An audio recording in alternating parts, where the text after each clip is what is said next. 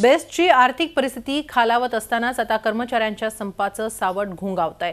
97% best कर्मचाऱ्यांनी संपाच्या बाजूने मत दिलंय। संप करावा की नाही यासाठी सर्व बेस्ट डेपोमध्ये बेस्ट संयुक्त कृती समितीच्या वतीने मतदान घेण्यात आलं होतं। त्याचा निकाल जाहीर करण्यात आलाय। मंगळवारी 19,094 कर्मचाऱ्यांनी मतदान केलं होतं। यापैकी 18,537 कर्मचाऱ्यांचं मत संप करावाच्या बाजूने तर केवळ 496 कर्मचाऱ्यांचं मत संप करू नये या बाजूने झालं। यानंतर आता बेस्ट संयुक्त कृती समिती संपासंदर्भात 2 दिवसात पुढील दिशा ठरवणार आहे। या संदर्भात बेस्ट संयुक्त कृती समितीच्या शशांक राव यांच्याशी बातचीत केली आहे आमचे प्रतिनिधी कृष्णात पाटील यांनी।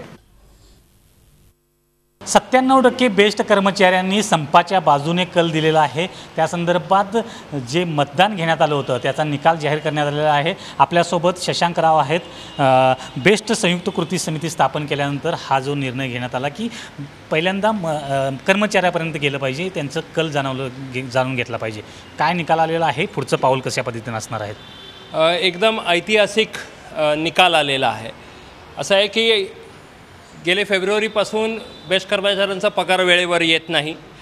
जून महिन्यामध्ये 20 तारखेला निम्मा पगार देण्यात आला आणि मग ज्यावेळेला सांगितलं की एकही कर्मचारी कामावर जाणार नाही जर 2 दिवसात निम्मा पगार आला नाही तर तो निम्मा पगार दुसऱ्याच दिवशी आला। मुळात जनतेला बिंबवायचं की BSTकडे पैसा नाही, कामगारांवर बिंबवायचं की BSTकडे पैसा नाही आणि मग स्वतःला जे काही हवे उपक्रमाला ते राबवायचं काम हे लोक करत आहेत। आणि या सर्व अत्याचाराच्या विरोधामध्ये आपण संप करावा की नाही याची वोटिंग आपण काल घेतली। साधारणतः 19,094 लोकांनी मतदान केलं आणि याच्यामध्ये 97% लोकांनी 97% कर्मचाऱ्यांनी सांगितलं हो आम्हाला हा संप करायचा आहे।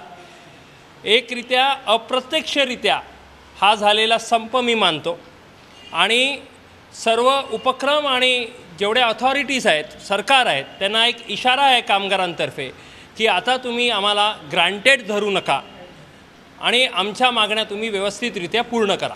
आता कर्मचाऱ्यांनी कल संपाच्या बाजूने दिलेला आहे, पुढचं पाऊल कसं असणार आहे? हा कौल आला आहे संपाच्या बाजूने, अत्याचाराच्या विरोधात लढण्याचा कौल आहे। नक्कीच हा लढा होईल, पण आमची कृती समिती आहे आणि येणाऱ्या 2 दिवसामध्ये या संयुक्त कृती समितीची बैठक होईल आणि मग पुढचं पाऊल काय करायचं, कसं घ्यायचं याच्यावरती निर्णय होईल। Video journalist Shrinivas, Krishnat Patil, Zee media, Mumbai. तर या संदर्भात बेस्टचे अध्यक्ष अनिल कोकीळ यांनी झी 24 तासला दिलेली प्रतिक्रिया ऐकूया। जसं रेल्वेचं बजेट केंद्रामध्ये मर्ज करून घेण्यात आलं